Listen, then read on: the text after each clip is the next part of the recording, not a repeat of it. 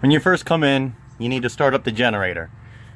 If your house batteries are dead, to know you'll be pushing that and that. Obviously there's full charge, so it would be best to have full batteries, and if you can, run the generator. When you fire up the generator, you have to hit use on. Make sure you push it on, elsewise it won't work. Then you start your slide out, but before you start the slide out, you need to make sure the seat is moved forward and everything's clear. Then you hit slide out. After you get done with the slide out, then you move back here to the bathroom side. Make sure before you run slide out, there's nothing in the way here, and you'll have to crawl over the bed and make sure there's nothing in the way over here. That way when it slides open, it won't pull it back and get stuck. After that, then you hit slide out there. From here, another thing while we're in the bathroom is your rheostat and your fan for in the bathroom. First turn of the fan will open up the door. Second click will turn on the fan. Your rheostat for your temperature. Up at your fan, there is a switch that says normal or rain. If you want this thing to automatically shut when it's raining, you leave it to normal. If it is raining, but you still need to run the fan, you need to flip it over to rain. In order to manually shut it, you pull down and you can turn. And then you push it up to lock it back in for the motorized. In the bedroom side of everything, this is your thermostat for your zone 2. First switch is night lights in the bathroom. These two switches are for the radio. Okay.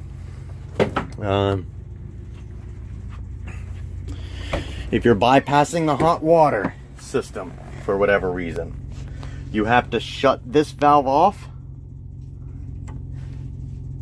and you need to shut this valve off, and then you turn this valve open so the water comes in, bypasses, but does not go into the tank. Oh my.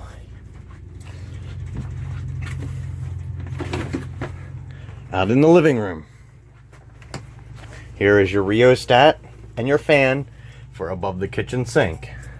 Again, first click opens up the door, second click turns on the fan, and then your temperature gauge. Same setup. If it starts, you leave the switch on normal side. If it starts to rain, the door will automatically shut on its own. If it's raining and you need the fan to run, you need to flip it over to rain. What about the refrigerator? Dad knows about the refrigerator.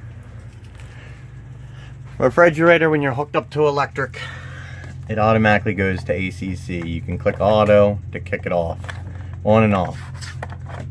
Have no idea what these switches are up and under the door. To run the microwave, after you set the clock, you have bake, you have fast bake. Time cook is your regular microwave. That's your regular microwave. So you click time cook, you turn the dial to the time, you push in to start it. So that's a push in to start. Same with your bake. You click bake, turn the temperature, push in to start. What about the washer and dryer? I'll get to it.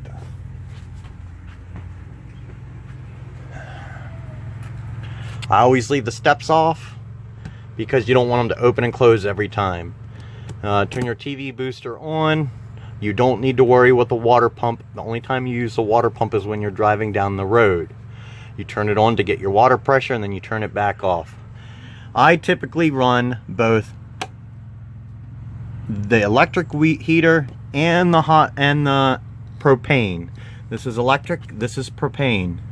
When you take a shower, you'll get 15-minute hot showers if you keep both of these turned on.